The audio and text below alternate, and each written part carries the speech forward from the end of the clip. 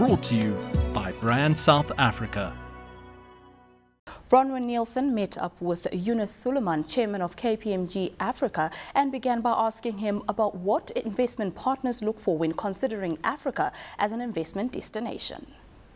When the firm, let's say, changed leadership just about 6 months ago, our global chairman then appointed sought to come to Africa first, because Africa is seen as KPMG as the priority destination for companies wanting to invest.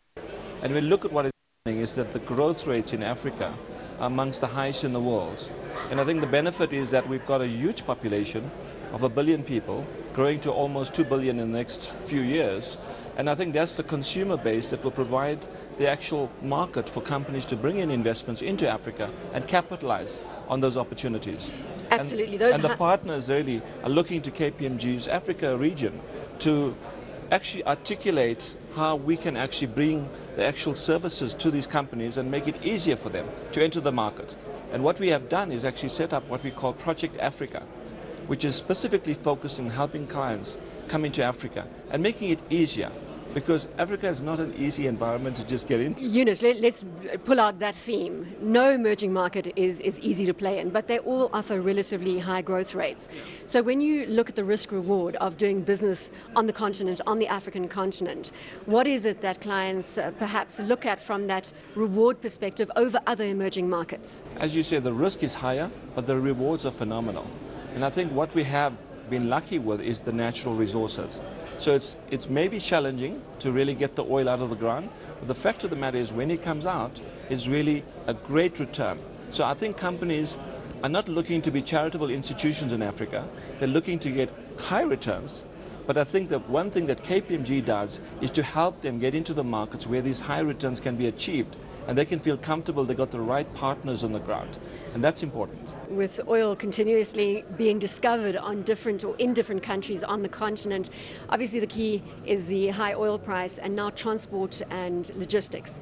Center to the oil story, do you find a lot of investment going into that space, into transport and logistics?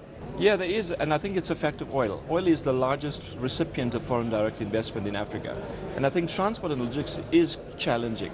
I know when one of our clients actually set up operations in a country, to get his equipment which he imported to the actual factory location was a fundamental challenge.